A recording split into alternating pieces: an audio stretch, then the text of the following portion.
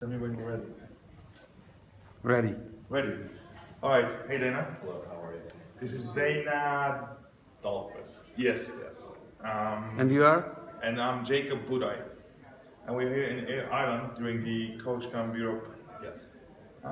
So thank you very much for Yeah, taking your absolutely. time. I had a great time. Great We time. finally met. We have met like online like 6 years ago, I guess. Yeah. This is the first time we've met online, live. Yeah. So it's perfect. And to that, it's kind of funny. We're both very active. Sorry. Yeah, we're very active online. Like we post Yes. a lot, we talk, chat, everybody shares. It's really cool to finally be able to meet up. Yeah. And we did have some online lessons as well, but nothing beats hands-on Yes. teaching like we did today. So thanks very much. Yeah, I no did problem. have a quick session with you. And the three questions are, the first one, what made you decide to actually join the Coach Camp team with Andrew Rice? Panel. Yeah, the panel, yeah. So it's everybody has an interpretation of who you are based off of what they see, either online or what they hear. Yeah. They don't get a personal relationship developed, right? They don't get to actually live get to see a lesson take place. Yeah. That I like. You know, Okay. it kind of puts you into the light and saying, okay, well, this is how I would change that individual. Okay. And so I think it's cool. And then, you know, whether it's right or wrong, whether I'm doing it, you know, ideally or not ideally, at least you guys as the teachers get to make that choice of whether or not that's the right objective way of doing it or not. Mm-hmm. That's the big part. The second thing is it does get my name out. And on a worldwide scale, which I don't, you know, whether it's good or bad, but I think it's a good thing. I think everybody should, and also get to meet a lot of people I haven't been able to see before. Okay. That's what's really cool. It gives me access to be able to come here and, you know, Come over to Europe. Yeah, that's awesome. Yeah, yeah. Other times I just can't do that. Okay. Yeah, those are the three. Okay, perfect. Second question is, what, in your opinion, would be two things to keep in mind that are the most important in your opinion while coaching?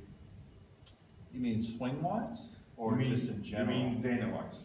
Dana-wise, things to look for. I would say, being that I'm more of a swing person, okay, so we'll say that. We know that?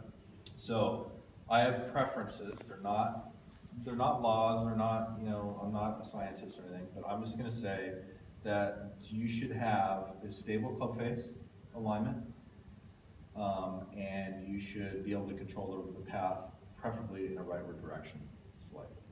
Why?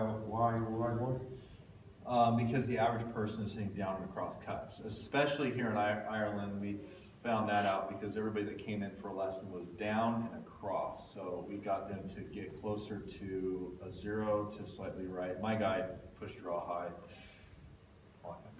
Okay. Face or path first? What would you change first? Okay.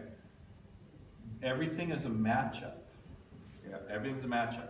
So face and path influence each other.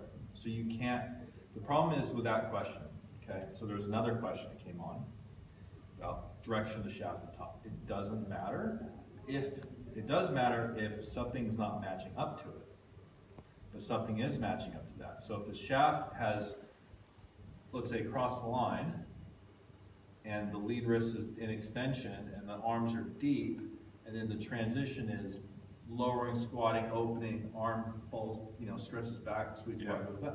That all matches up. All those little pieces are all matching up. So if the face is orientating early in the transition to a square position, probably the path is going to want to shift more and more to the right as a result. Or vice versa. If I flatten the shaft, I'm probably not going to lay the face open. Probably going to want to orientate itself. Does that make sense? It does.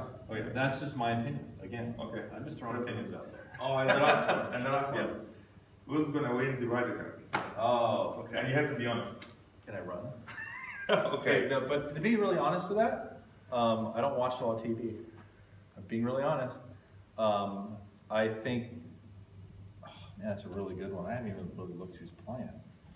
Yeah, Davis Love said that you have the greatest team ever in the history of golf. So Really?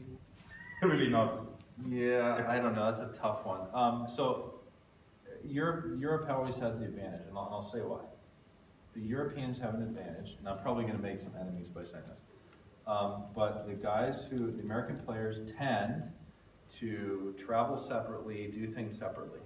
The younger guys that are coming up are starting to kind of break that mold, make it a little more camaraderie. Yeah. But over here, even if you're from a different country, there is a national unity going on. You guys have the advantage. So I would say Europe has the advantage regardless. So who's gonna win? Europe. Thank you. Yeah, you're welcome. Thanks so much. That keeps me set up.